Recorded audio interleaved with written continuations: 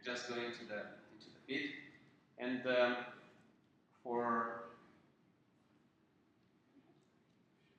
as a sign to start our seminar every night. We have two violin players here that would like to prepare a little bit our minds, and then we go straight on the seminar. We can use this one for your violins because the computer doesn't know that you are playing here. So that's what we are doing.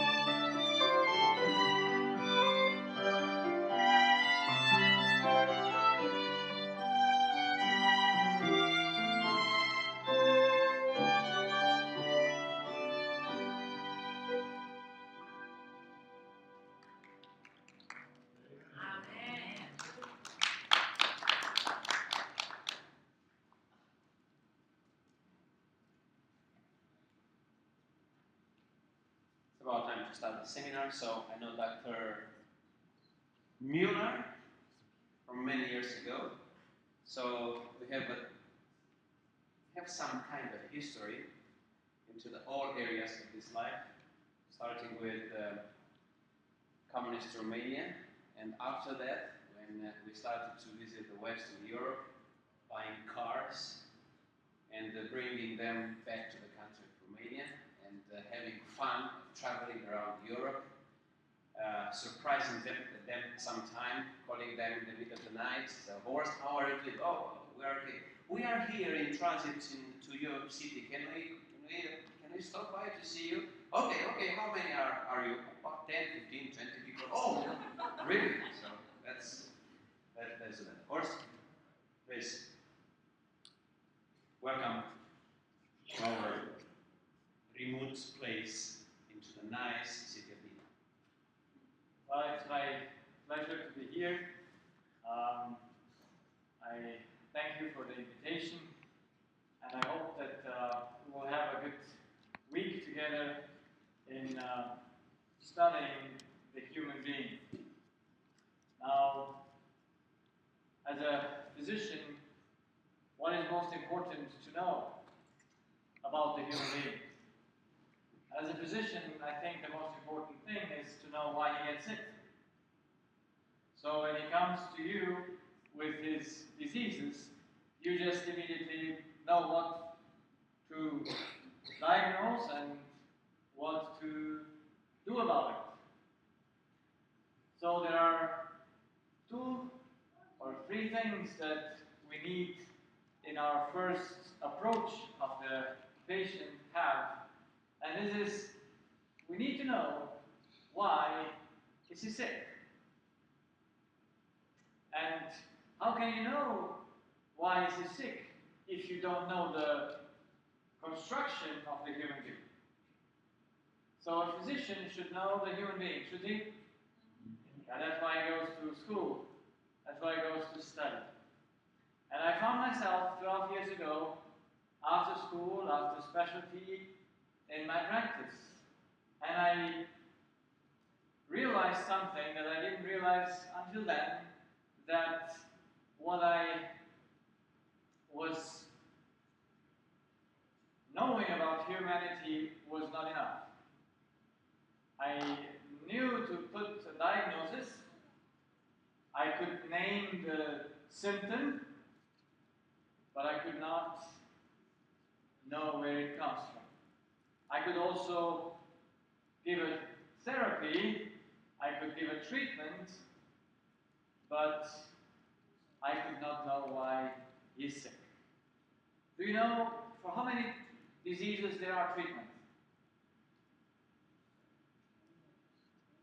Oh, we have a lot of treatments for a lot of diseases. But what is usually done when you have hypertension? How long do you need to take your medication?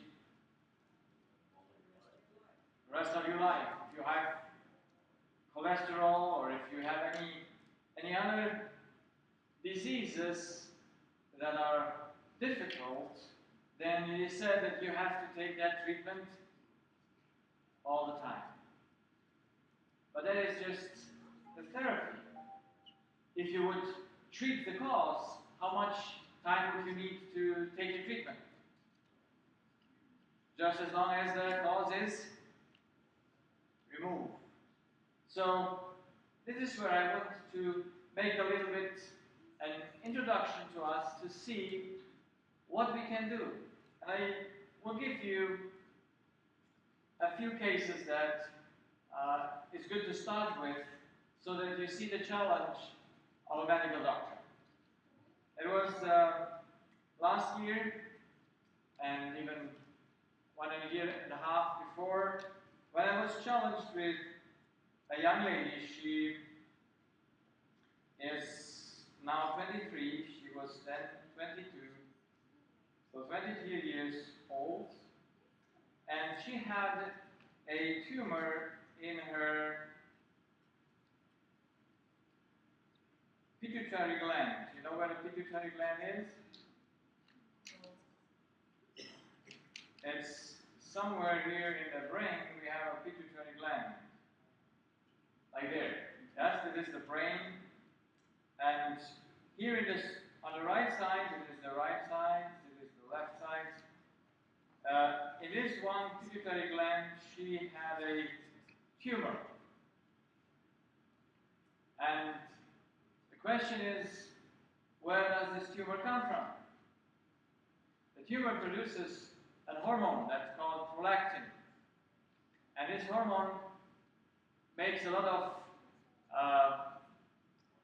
when you're not pregnant, a lot of problems in your body. You don't get your menstruation anymore, and you're like always in a pregnancy state. And now we have some medication that can balance the hormone. So we give that medication to balance the hormone, but what happens with the tumor? It's still working. And so you give one medication, and then you put the dose higher, and this lady got in about 5 to 6 years, she had to take 3 pills of the same medication, so to balance the hormone situation. Because as you give the hormone, the tumor grows more, and so you try. But at some moment, you come to the point where you can't do any more balancing that with the chemistry, and then you go in and take the surgery and take that out. But even if you take it out by surgery, have you removed the cause of it? Have you? No. How many doctors could say today that what is the cause for this tumor? She got it at 17 years old. What would it be? And so she came to me. She was a very happy case, and we could find out the cause, and she could remove the cause. And what happens when you remove the cause? The tumor must disappear, or at least he must stop producing the hormone. And of course, this is a very fortunate case. A lady, after 6 years of treatment and not solving the problem, after we talked the second time, and I explained to her once again what's the cause and what she must do to remove the cause. A few weeks later, she did an MRI and the tumor was gone. And so, when we remove the cause, we must know that then something must change in our body. Then I had another case, and that case is a gentleman who got a tonsil tumor. And that tonsil tumor, the tonsils are here, somewhere.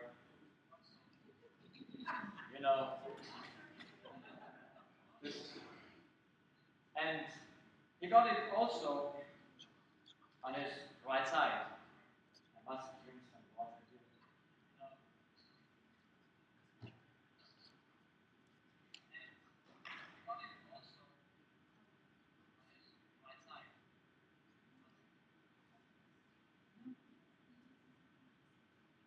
Now it looks better. So he's 60. I think this was 65. I'm not sure his age anymore. So he gets this tumor now, 67.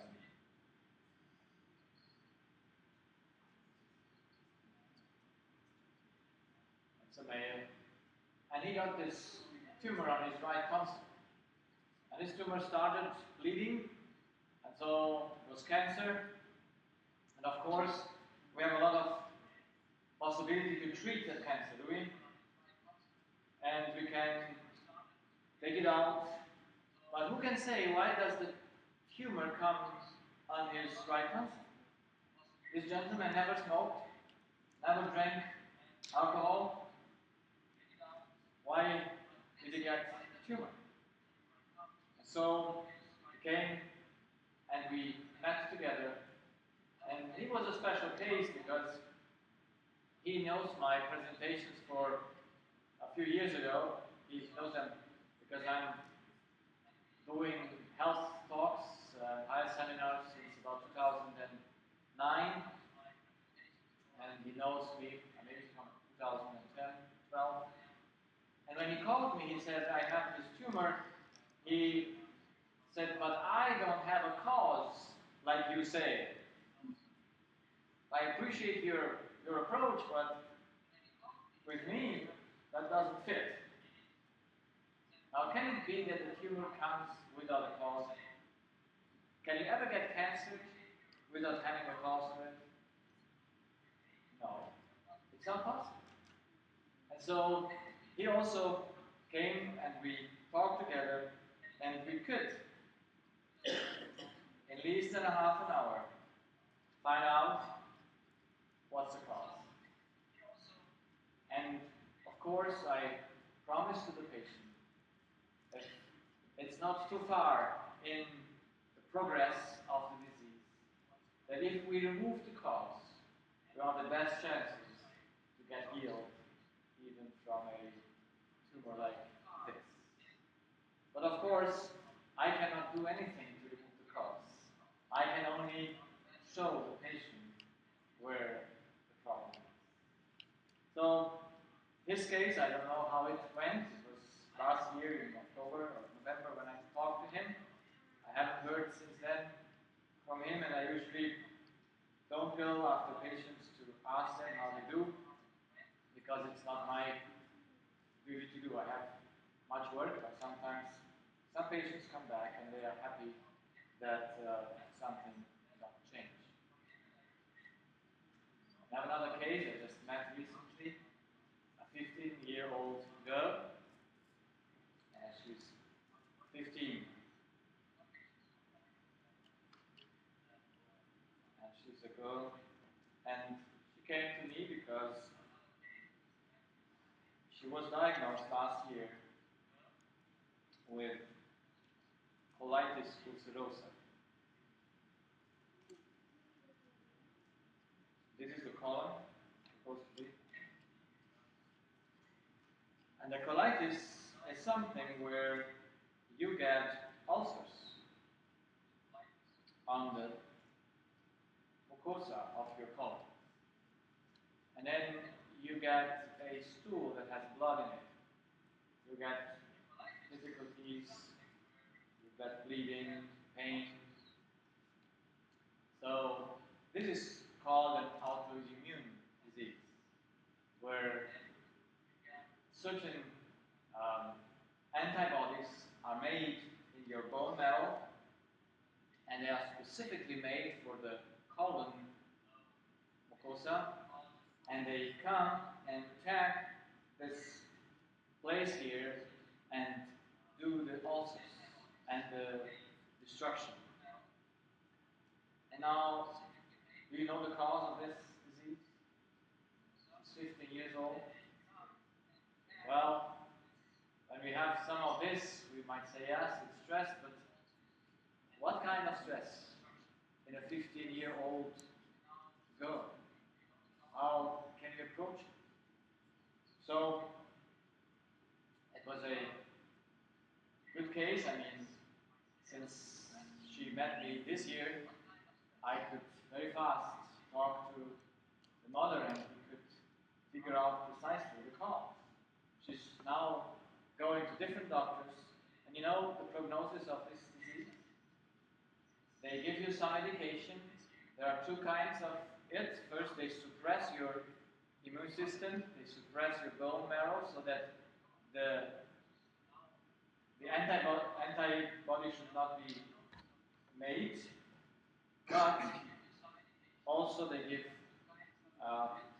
like cortisol that stops the interaction of the antibody with the mucosa so that the antibody shouldn't get to the tissue so that you have no ulcers. Because if you stop the antibody to come to the colon tissue, the colon heals and everything is fine. So she got some medication, went better, was like good for 1.5 months, and then the whole thing started again, even though she had the medication. So usually this kind of diseases goes in a way so that in about 6 years the colon is so destroyed that they must remove the whole thing. I just had last year a case where a 23-year-old lady had, after 6 years of colitis ulcerosa, she had removed, her whole colon was removed since it got perforated, and she would have died if you would have done that surgery. But the question is, if you would know the cause, would it not be good to remove it just when the disease appears? Yes? You have 6 years' time until you go to those so-called last resort of doing something about that disease. So I hope that this young lady, I talked to the mother, and I hope that she will get healed soon, because I promised the mother, if she solves the cause, if the thing that makes disease is removed, we must have a result for that. Now, on what do I base my promise, and on what do I base my understanding? When I first started 12 years ago, and I wanted to know why disease come from, I had to know something that I should not be deceived in my observation. You know, there are two things. You put one thing to be observed by 10 people. How many results do you get? You might get 10 results.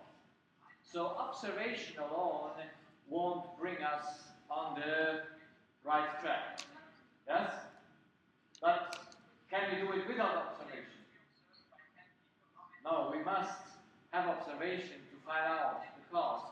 But the observation must be based on something that your observation cannot change.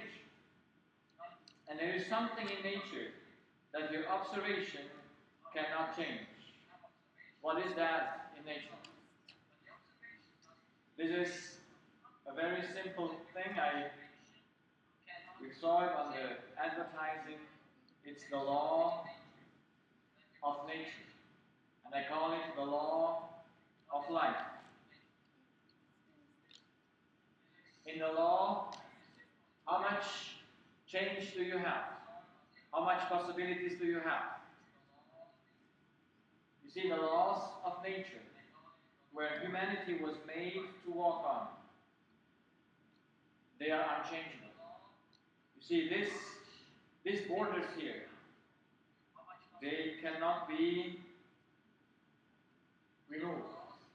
They are 100%.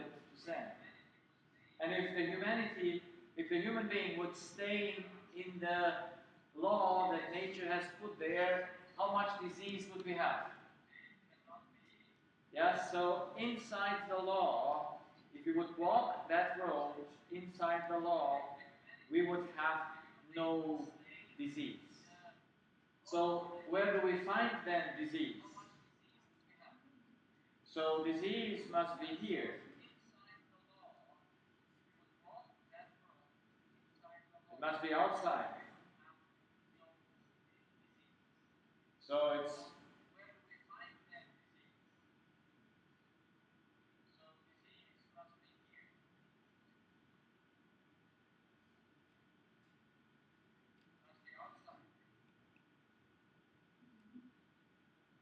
so outside the law we find disease. So when I have a patient, what do I need first to know? When he's sick, I need to know why he's outside the law. Yes? How many possibilities do we have to be outside the law? A lot of possibilities, yes? So if we are not walking here, we can break the law here, we can break the law here, we can break the law here, or on the other side. And so I need to understand where does the patient is off the road. Is the patient off the road because he wants to be off the road? No, I tell you, the most patients don't know the road. And neither the doctors, unfortunately. Because if the doctors would know the road, what would they do? They would try to put the patient back on the road. Yes? Now, yes, we need to intervene sometimes when you are here. You must do something, and you must maybe take off that colon if the case is almost dying, but would that heal the patient? If you take the colon out, if you take the tumor out, is the patient healed? No, he's not healed. He still has the cause in it, if the cause is not made plain and taken off. And so we have to do two things. We have to do the therapy, we have to intervene in the short term, but we have to do something on long term that we bring or we show the patient the way back to the law, because he doesn't know. So I put all my observation upon a law, and if I don't find a law for something, I don't believe it. And if my observation is just what I see and you cannot see, then there is no law for it. That's why it's so important that you know there is something that is for sure, and that is the law. That tumor is not there by chance. It's not there by chance on the right or on the left side of your body. It's not there by chance. It is there by a plain program. And if you know the law, then you know what to do. So there is one basic law that I put all my observation on.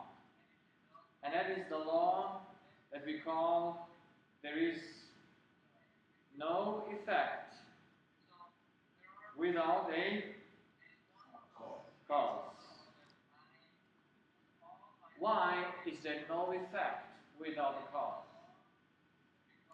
Because that's the law. Why can we say that there is never an effect without a cause? Why? So the law says that all energy or all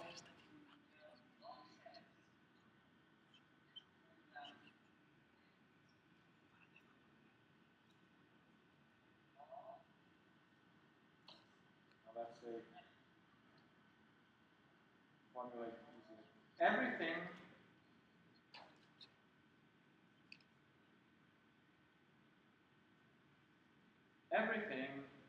that functions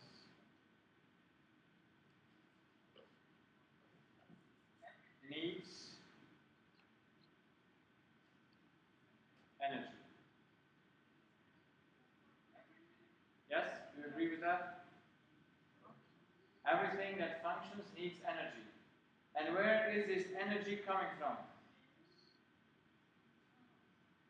All energy comes from where?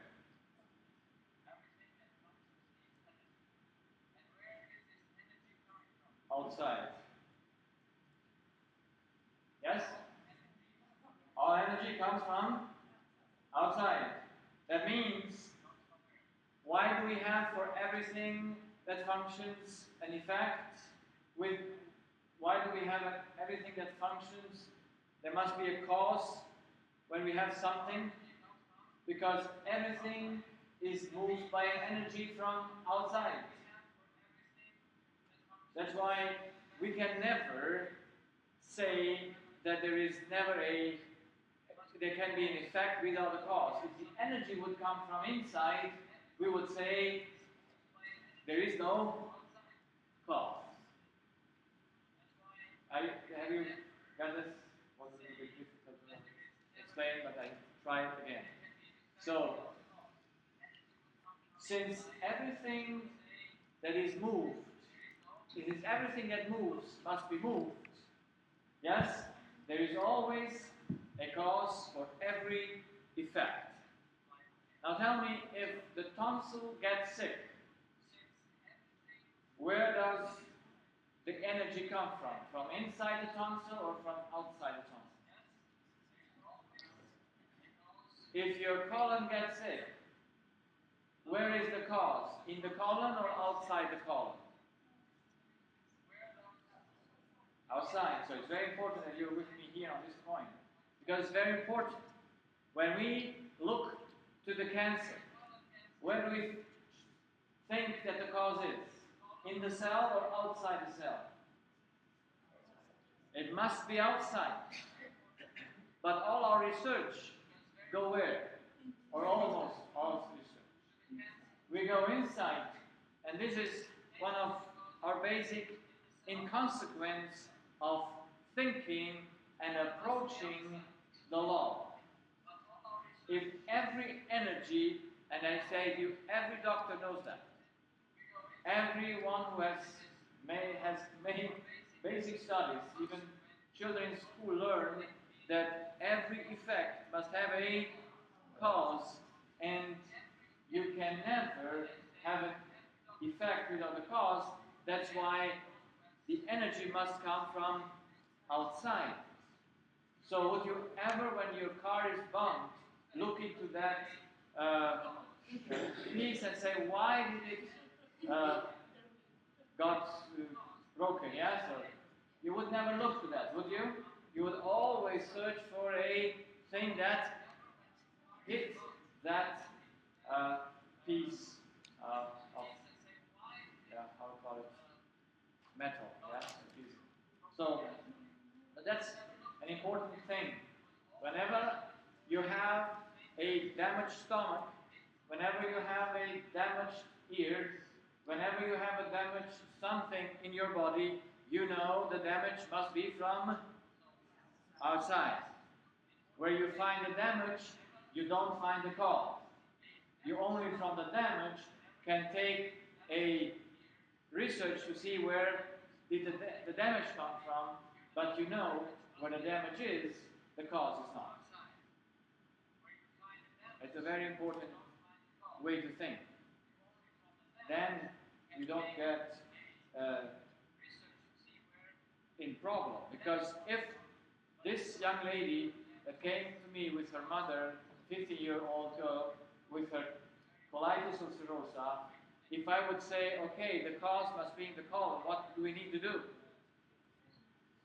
We need to see what we can do on the colon. We need to search out the colon under the microscope, but the colon just shows a result. It shows an effect, but it doesn't show us the cause. Because the cause must come by the law from outside. So that's so important. And then you know what goes to the colon, and you know how the colon is interfered from outside, you immediately know, okay, this is the cause. This is where you offside the wrong. So the law of life basically says that we have needs. Since our life is conditioned, it's not a unconditioned life. Do we have conditioned life or unconditioned? We have a conditioned life because we need things from outside to exist. And those are our needs. And if all needs are fulfilled, the result would be a normal function. And if the needs are not met and satisfied, we have disease, which means a dysfunction. That is a dysfunction.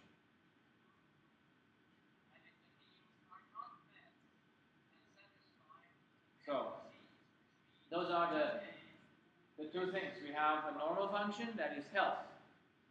And we have disease, that is a dysfunction. So I need to know, when the patient comes to me, what is he lacking? What are his needs? What are his needs? Do you know what are the needs of the human being? What are his needs?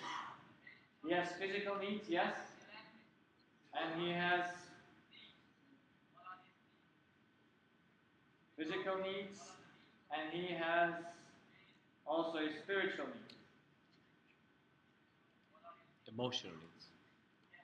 Now, I call it spiritual because we will see that emotional is something in its term for me very deceptive. Emotions are what? Physical or spiritual? And I know that we are very confused about our terminology. And I try even in terminology to be very plain. Because with a wrong terminology, you get to the wrong point. Yes? So that's why I will explain why there is no emotional need. There's only a spiritual need. So let's see the physical first. And I just take the temperature. It's 96 points. 98. It's 98.6 Fahrenheit, yes? So that's our body temperature. Is that a need that we have? Yes, we have oxygen and all this, but we will see that a little bit later. Just to explain what happens inside the law, how do you feel? You feel good. Why do we have air conditioning here? Stay inside the law. So to stay inside the law, that's a very good thing. We have air conditioning so that we feel good, so that we are inside the law. If we would be outside now, we would have a little bit of a problem, yes? Because why would we have a discomfort outside? Because we would have here a too high temperature, and so we would get at the border of the law a symptom. Yes? And that is sweating. Yes? And sweating is not nice, is it? And then if you're sweating, you go inside the law, you don't go outside. And when it is too cold here, what are we doing? So here we freeze. So what do we do when we freeze? Do we go this way or do we go this way? So we go the other way. Because there must be a discomfort when you are outside the law. You see people come to me and say, this is hurting so much. I say, yes, it must hurt. Yes? If it does not hurt, you feel comfortable. But you are outside the law, and if you're outside the law and feel good, then something must be.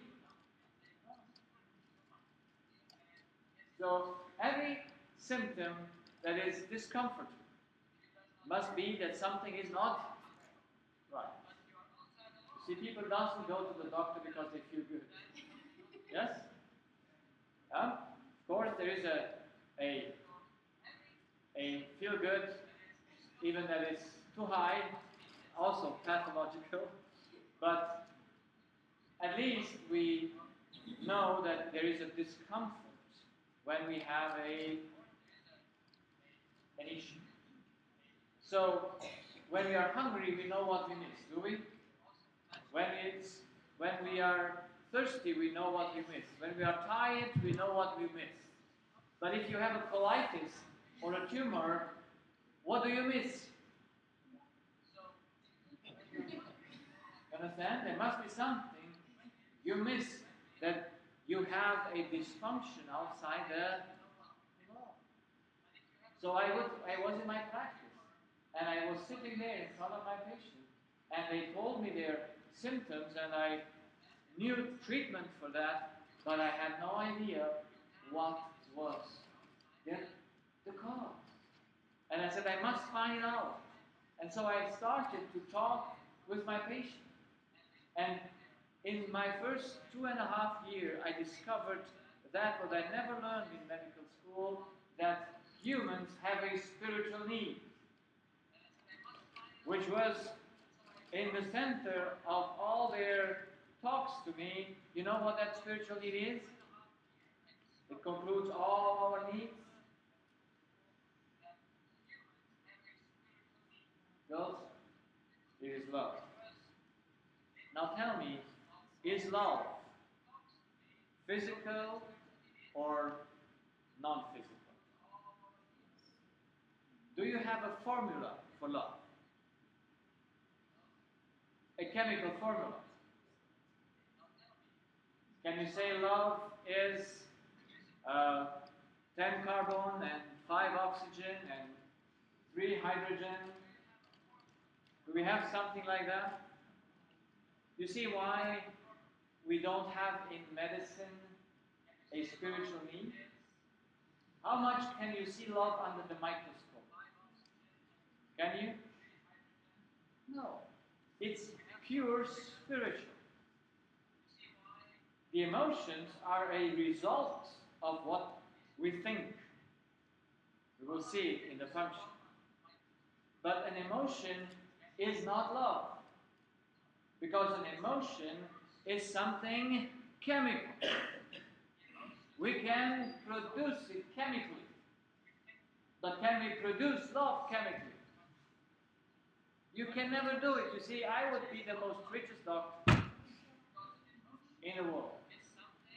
I will no one equal if I could make a medication, a perfusion, where I would write on, this is love, this is righteousness, this is security. Just give that to you, body, and he will be satisfied. I realized at my practice, in my first 2.5 years, that my patients were off the road on a spiritual need. And you know, spiritual needs can only, or the love, if love is spiritual and you cannot put it in a bottle, you cannot write it on a page. Can you write thoughts on the page? Can you say thoughts are chemical? Yes or no? Are thoughts perceivable? Can you grasp them? Can you make a thought diffusion? Might be German or Romanian or something. No. You see, love and thoughts are just the carrier of love. Yes? They're just a carrier of a spiritual information. But love is a spiritual information and can be carried by a spiritual carrier, so to say, through thoughts. So my patients had thoughts that brought them outside their law. I could just see that their story and their body just matches together. So, what do you think, what kind of stories these people have here? Nice stories or not nice stories? Not nice stories? And they are all related to their spiritual need of love. You see, now it's 12 years ago. When I started it, it would be bad if I would not know it today. But if someone comes today to me and he has some physical diseases, we can find out very fast what is missing, where the law is, when a person is outside the law. So, I knew thoughts and love have an importance in human life after 2.5 years, but I did not know how it works. And of course, when you discover something, are you satisfied with it? Yes, you're happy that you saw something, but there is no end for discovery, so you want to know it more, you want to know it better. And so, of course, I went on to know it better. And I said to myself, if I have here that what we call the cell, then I must figure out what makes the body sick, what makes the cell sick. And the cell is the smallest part, so to say, as a unit of functioning in the body. And the cell has genes. Those are those that have the physical information in them. And the cell is a very, very complex body, so to say. Organism. And I want to know, how does this cell function?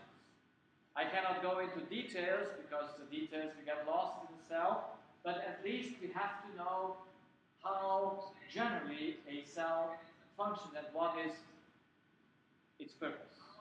So a cell is basically a chemical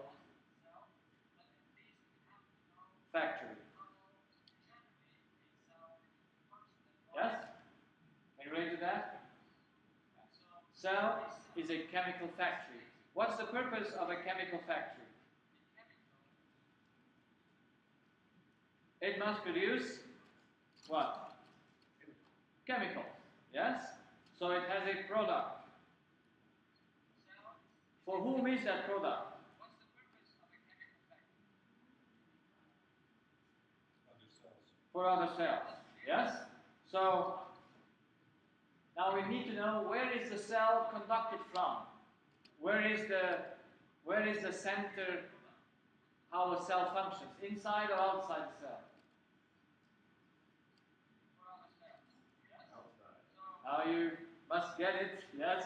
So every cell has receptors on their membrane, where the chemical product goes and binds, you know? And the moment when it binds, the cell is changed in its function. The product can say, do more or do less.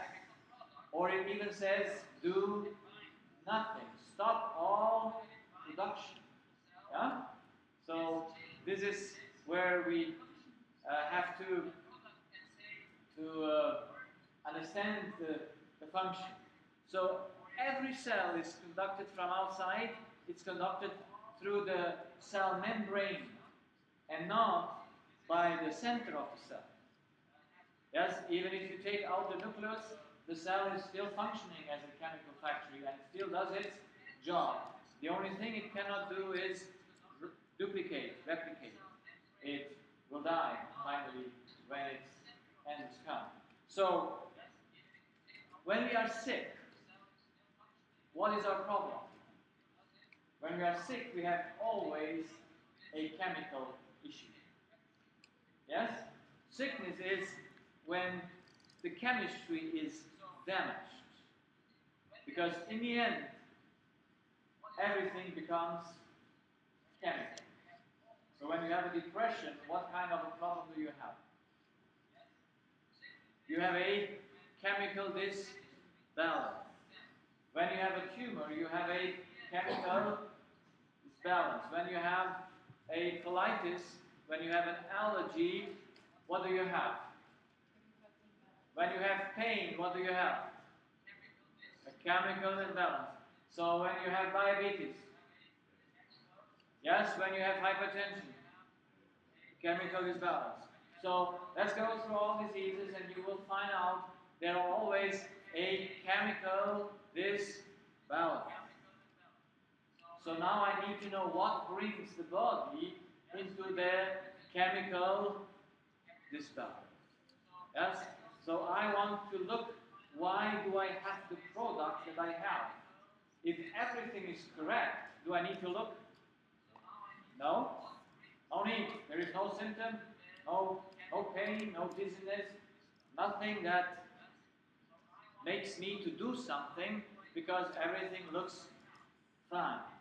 So as long as we have no pain, we live, yes, and have no issues. But when we have something, then we have to look to it. So there are 4 things that can bring us into a chemical disbalance. is that overlooking?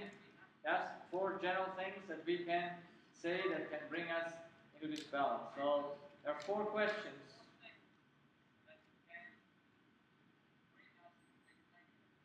to find out the cause.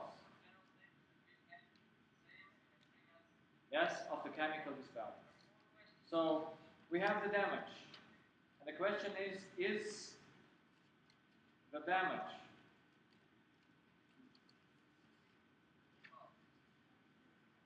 caused by a inheritance?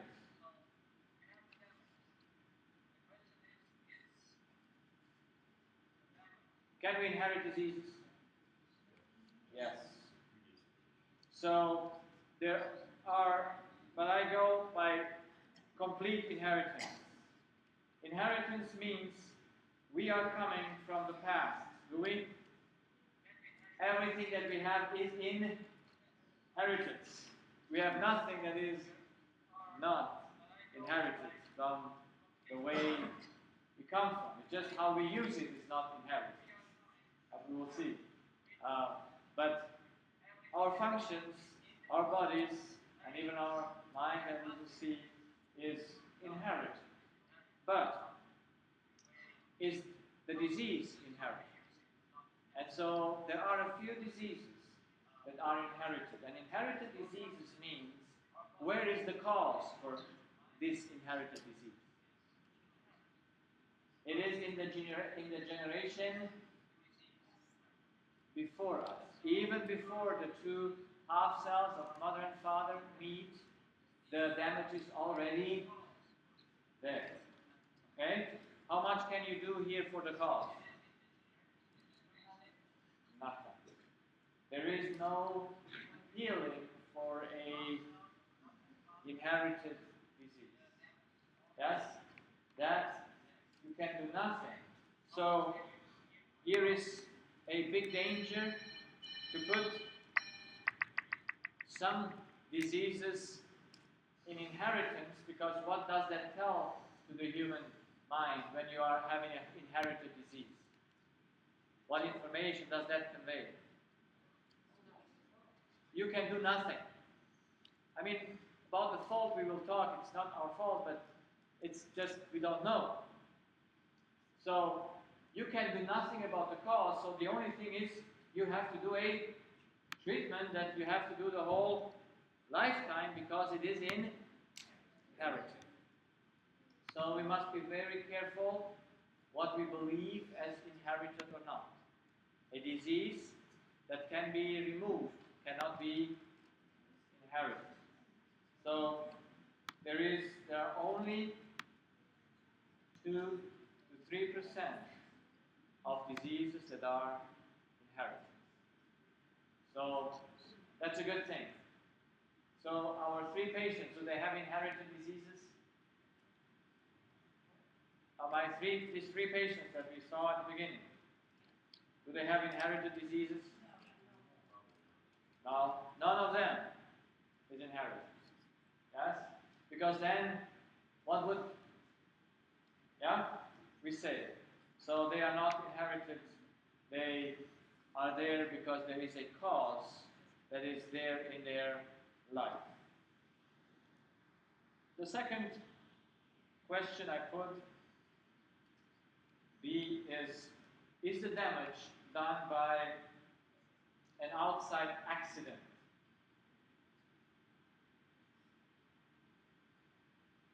Yes, can we have accidents? Yes. So what happens when you have an accident and you break your ribs or your whatever you have? You suffer. But what's the good news in the accident? The body repairs it again. Yes? As long as it's not too much damage, and we need not necessarily to intervene, but even if we need to intervene to put something in that bone or suit the thing that happens, we still are, the body heals. Because the program for healing, you know what it is? It's in the genes. It's in the cell. The program is so made that when you damage something, it repairs itself again into the same place. The tissue gets back, you might have a scar, but it closed, and you can use it without pain. So accidents are not our problem. Not many people have accidents. If we would just have accidents, we would have not big thing with our medical approach.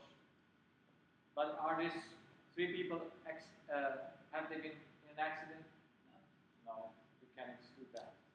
Then we come to the C question, the third question, and that says, what does the cell need for to be able to produce a chemical product? We saw that, yes, it has an environment that is dependent on pressure and on temperature.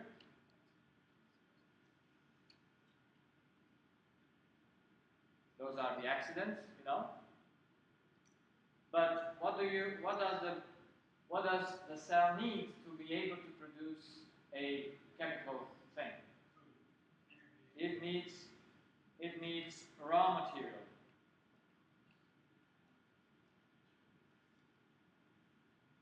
That is food, oxygen, water. Basically, it is chemistry. Yeah? You need to have a raw material that is chemistry to take in and then produce something that is also chemistry. Is that clear? So that is food, that is what we can get from outside. So let's put the question, is the damage caused by chemistry or raw material? Let's say raw material.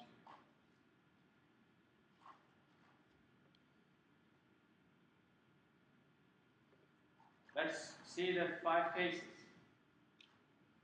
Which would you say comes from wrong eating?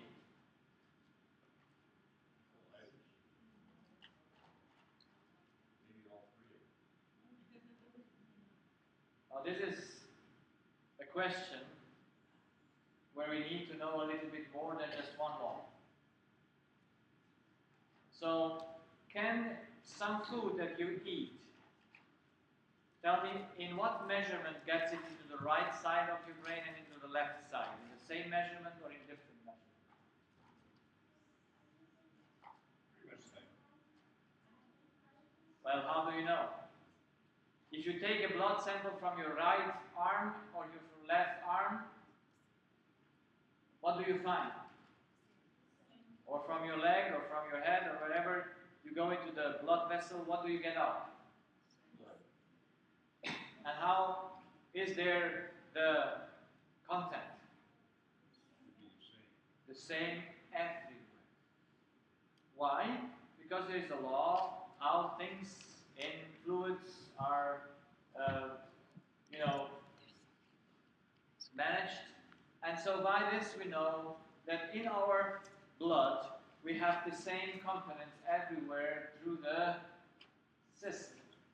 So can you tell me how then shall from the blood, from the chemical, we will see the chemical transportation system go just in the right side of your pituitary gland to make a tumor? How can that happen as a cause? Is that by law possible?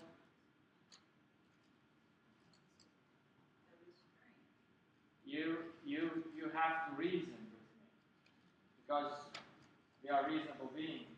So we have a law, and if your blood sample is everywhere the same in the blood, then, and the blood is fed by what? By what you eat, yes? Your food goes into the blood system in the stomach, and from the stomach goes into the blood system, and it goes then through every part of the body.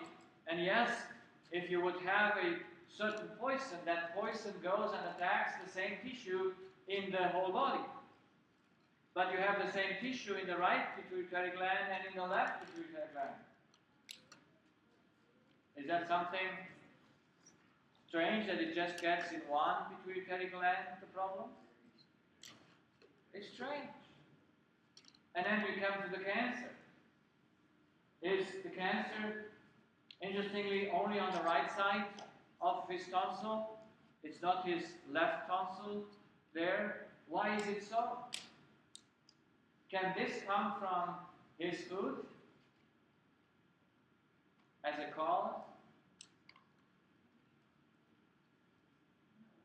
No, we have the same principle. We have the same principle as a cause. Food cannot do that cancer. It just, how can you relate to it? Because you have to go, if you want to know a cause, you have to go from the cause to the effect, or from the effect to the cause. You have to find out every step, or at least the steps that go into that direction. And you don't find the step. From my simple way of thinking, if food makes the tumor, then how does it come? It attacks only one tonsil. And we have many tonsils. We have also the tongue tonsil. And why is it only here? If it is a general thing that goes through your blood. I give you another example that is more, that you can relate more to it. It is with the cholesterol. Yes, big issue cholesterol, is it? And you find interesting findings in human beings that have high cholesterol or even low cholesterol. They have one blood vessel that is full of cholesterol plaques. It's almost clotted, the left carotid artery. And then you look to the right one, or vice versa, and you find that in the right one there is nothing, no one plaque. How can you explain that? How will you put the blame on the cholesterol? Now I can tell you something, and it is where food comes and is important.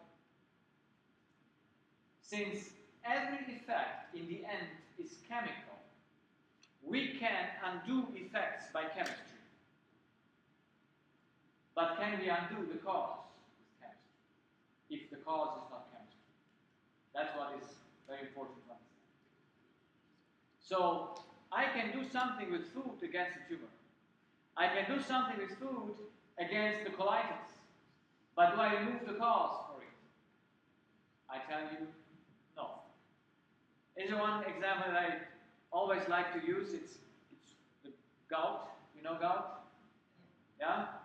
It's the pain in that one joint, or in both joints, or in many joints, but usually it's one joint. And what do you find out when you have that pain? You go to the doctor, he takes some blood samples, and he finds out that your uric acid is a little bit too high. Now it's very important. Uric acid comes from where?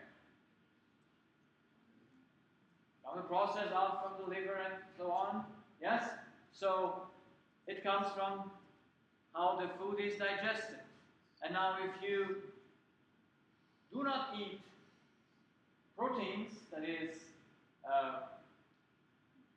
animal proteins, you lower your uric acid, yes? And then your pain, what happens to it? Goes away. Have you removed the cause?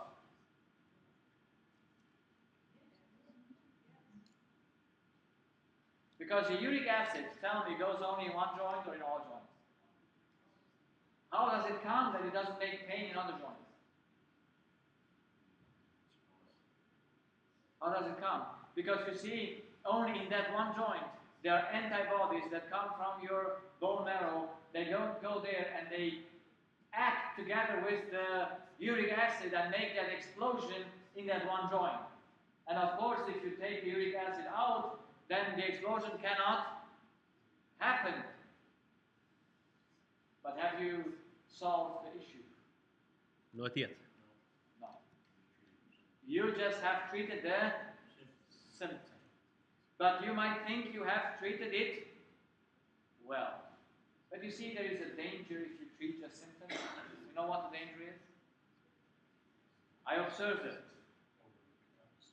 Pardon? You overlook the cause. Yes, but what happens if you don't remove the cause, you just remove the symptom?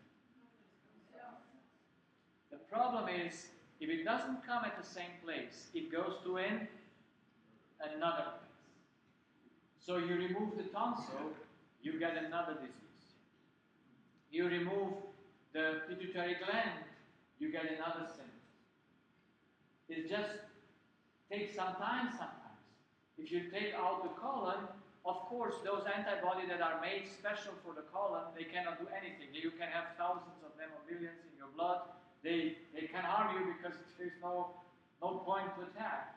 But you have a problem, and then that problem will be switched to another place. And then it is usually worse than the first place. So it's not a good thing to play with nature.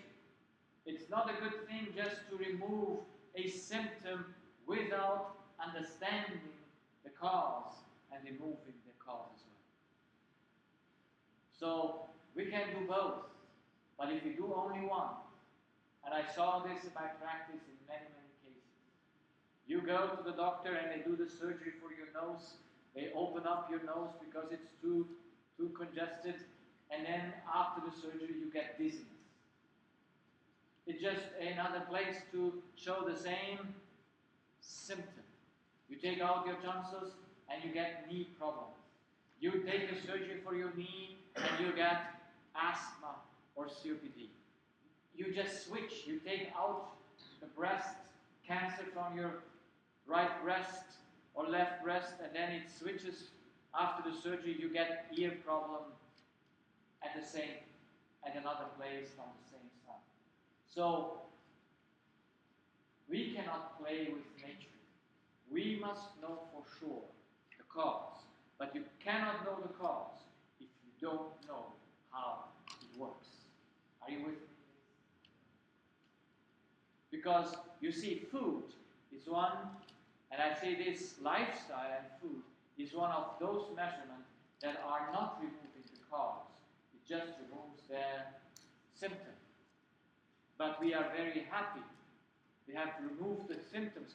We think we have removed the cause, but unfortunately people who eat the good food, who are vegan, people who do exercise, they still get their heart attack, they still get their brain, their strokes, they still get their cancer. And they still die, most of them, on difficult diseases. It might come a little bit later, but it does not remove the problem. And this is why we need to know a little bit more about just adjusting. You see, if through diet you get to balance your diabetes, you have not removed the cause of diabetes. But since you have no problem, you will say what? I solved it. This is where food plays a major role. And this is also where the medication works. Medications are all chemical, are they? Yes. Since we have a chemical disorder, and then we bring back the chemical disorder at a certain place, removing the symptom through the chemical, the same we can do with natural remedies, it's the same process, but we have not grasped yet the cause. And so we are still full, so we still are not there where we should be in medicine, in moving the cause. This is what I discovered in my practice.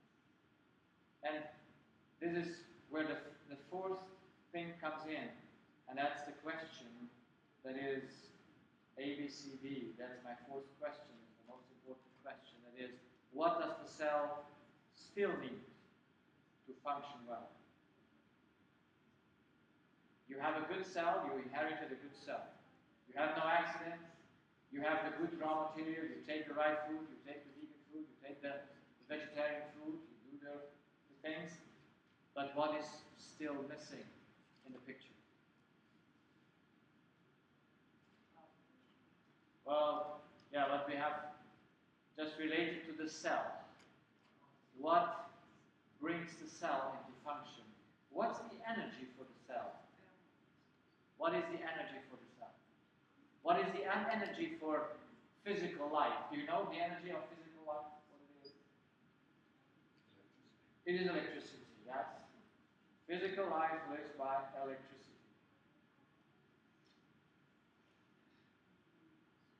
Electricity.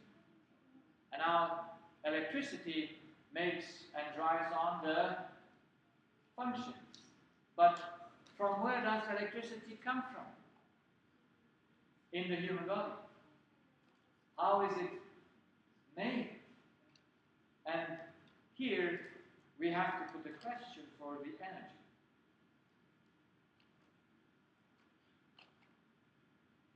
And I tell you a nice story that just happened last year. And you know, stories are not there to, I don't say stories to prove anything. I just say stories to prove a law, not the story itself, not a case. You know, a case study can never prove anything. It's only that we can see the law in the case. That's why I tell the story. Yes, but we should say the law. And then, of course, I can tell 10 stories or one story. The law might be the same. So it's not the stories that prove anything. It's the law behind the story. Can you get that point? That's why I don't do case studies in a way that I say 10 cases are like this, or 5 out of 10 are this, because that doesn't show the law. The law must be shown in every case the same. And so I explain on the case the law. So this is a 69-year-old lady, and she has diabetes type 1. You know what kind of a disease diabetes type 1 is? Inherited? Inherited? No. You know where it comes from? It comes from the bone marrow. From the bone marrow, some antibodies go to your B cells of your pancreas, and they dock on this receptor and say, stop producing insulin. That's all. And there's a funny disease now. We have type 1, type 2, and now we have type 3 diabetes. You know what is type 3 diabetes? It is that your pancreas sometimes produces insulin and sometimes not. That's a nice thing. It just switches. You know, type 1 is no production at all. Type 2, you have the production, but it doesn't function. Yeah? And type 3, you have insulin sometimes, and sometimes you don't have it. So the pancreas is just switched on and off in its production. So type 1 diabetes is an autoimmune disease. It's never inherited. It was supposed to be inherited, but type 1 diabetes is increasing very fast, especially in children, but also in old people. And she got type 1 diabetes with 65 years old. And so she had, that is the story that I want to share, she had an insulin pump. You know, today you don't need to put that injection every time. You can put a pump there, and then you just push a button, and then you get the dose of insulin that you need. And she had a device where she could see how high or low her blood sugar was. Every 20 minutes, she had 2 sensors in her skin. They went down to the capillaries and measured every 20 minutes and sent the measurements to the device. So every 20 minutes she could check her blood sugar. That's a fun thing, isn't it? So the technique makes it possible that we can see our blood sugar at, very fast. So when she showed me that device, I saw it the first time, and you see, people with diabetes, how is their sugar generally, high or low? High, because it remains in the blood. It doesn't go into the cells, into the muscle cells where they should be. It remains and circulates into the blood and doesn't go out. It is too high in the blood. So her blood sugar was also high there, but if it's not too high, over 200, or it doesn't depend, you don't need to do anything. It's just tolerable. But I had an interesting idea, and I thank God that I put that question to that lady. I said, have you ever seen what happens with your blood sugar when you have a spiritual event? And then, of course, I was thinking to a negative one, but she told me immediately, I didn't finish my question yet, and she said, oh yes, when I hear the news that my grandchildren come to visit me, I am very happy and joyful. And what happens with the blood sugar? It just says I have two arrows that show that my blood sugar goes down. That goes into the right balance, because it is removed from the blood. By what? But a joyful thought. So tell me, how can it be that one little joyful thought balances your sugar in splits of seconds? And that's the explanation why sugar is so, people that have sugar, why do they need a pump, and why do they need to check every day the thing? Because something needs to balance that sugar, does it? And if it would be balanced by food or by exercise, what would you do? You just say, okay, so much calories, so much insulin, so much exercise, and everything will be good. But you see, it's not. Because you miss that which balances your sugar. And that is your thoughts. The energy and electricity in the human body is made by thoughts.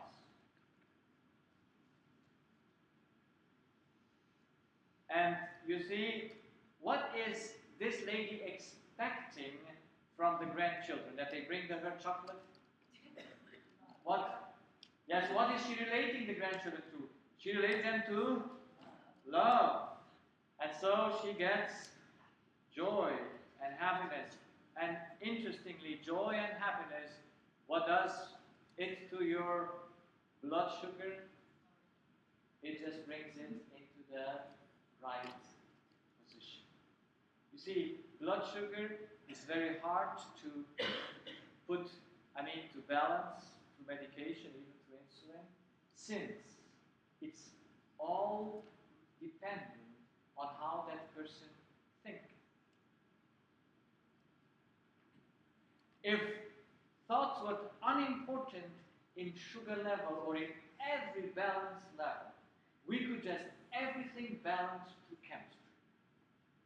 It would be just a very plain state, so much input, so much output, so much this, and it would be a closed system that you could just manage through chemistry perfectly. But that's not possible. I have patients, I saw patients that their blood sugar could not be ever put into right balance for years. And it started to get better when they went into psychoanalysis. When they were brought to analyze their thoughts and their life, some remedy in in the blood sugar balance was made. So we must know something. And we miss this. This is my first point tonight, and then I lead you home. We must know that every chemical balance is made by thoughts. Your hormone balance is kept in balance by thoughts.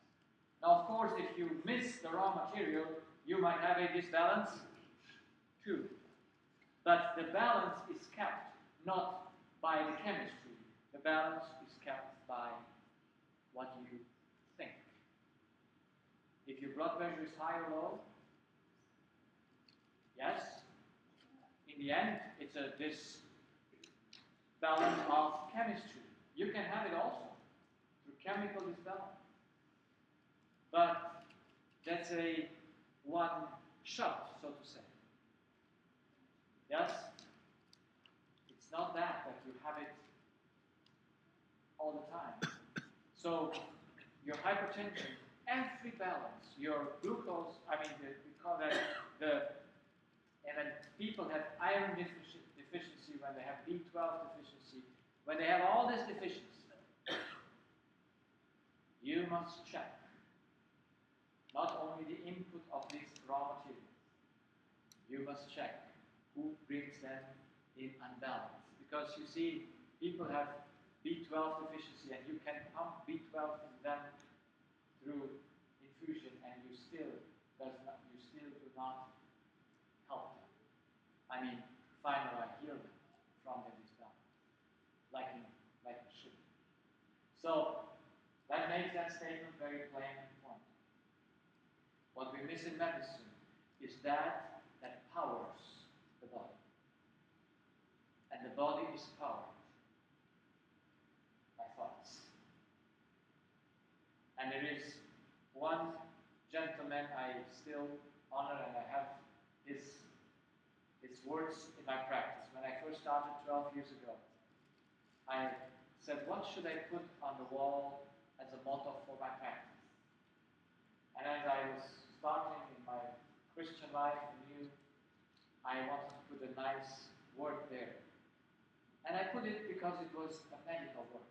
I took Solomon from Proverbs. It's 22:17, I think. It says, a merry heart doeth good like a medicine, and a broken spirit dries up the bones. I tell you, we have big books in medicine. The wisdom of a man is not seen in many words, but in short words, and they fit to everything. In that one sentence, Solomon concludes the basis of health and medicine. It's one sentence. The bone marrow is the main problem of disease. That's where our so-called immune system is. Solomon knew more about medicine and how we work as a human works than all the doctors that we have today. And he told us his secret. He said, a merry heart is good like a medicine. Does it prove with the diabetes? I tell you, if we put diabetes patients on joy, they're going to be removed the problem it causes. And even type 1 diabetes heals this joy. Because you remove the cause. You take out that antibody that stops the production. And as long as that cell is not dead, and it can be put on to function again, you get your type 1 diabetes back. Like you get rid of your allergies or your colitis ulcers. But you must know how. How can you be joyful if you have difficult events? The Bible says, how often should you be joyful? Have you seen Christians that are always joyful? I miss this species in the world. Because this species would be how? In our chemistry. They will be healthy. They might have an accident. They might have some outside things, but they will be from inside, from what they think. Their bodies would be healthy because they would have taken off their life unhappiness, sorrow, grief. Because there is a command there that says somewhere, be joyful all the time. How many worries? How many worries? No worries. So, there is something that we need to understand in the human being. He is governed not by chemistry, but by loving thoughts. And as long as you can have loving thoughts, you never need to fear any of the difficult diseases that we have in the earth. The problem just comes when you don't have, or we are not able to have those loving thoughts. And we want to see how that works in our life, and we want to prove this. But for me today, there is no question from the way we were made. Love is the most important thing. Love, joy, thoughtful things. These kind of thoughts balances out your iron disbalance, or your sugar, or whatever disbalance you have. That does not come because you have a low intake, but you have too big output, too big uptake. So I hope I got this few ideas tonight, and they are plain to you. The human body needs an energy that it functions with.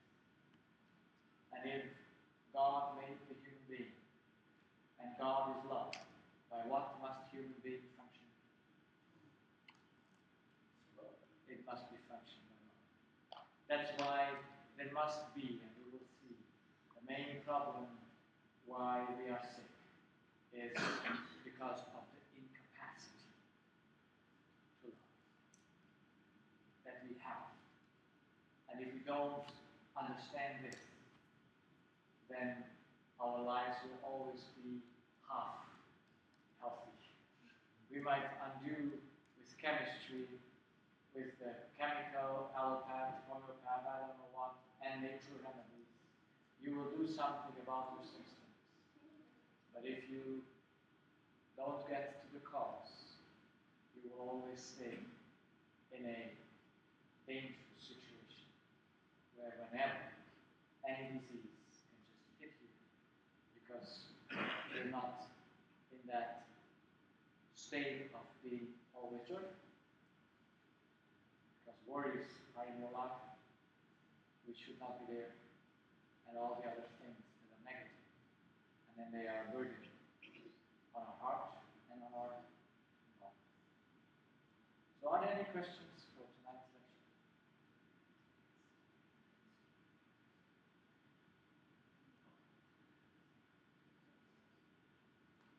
If not, then I invite you for tomorrow night. This is just an introduction. I can promise you it gets better. Every time it gets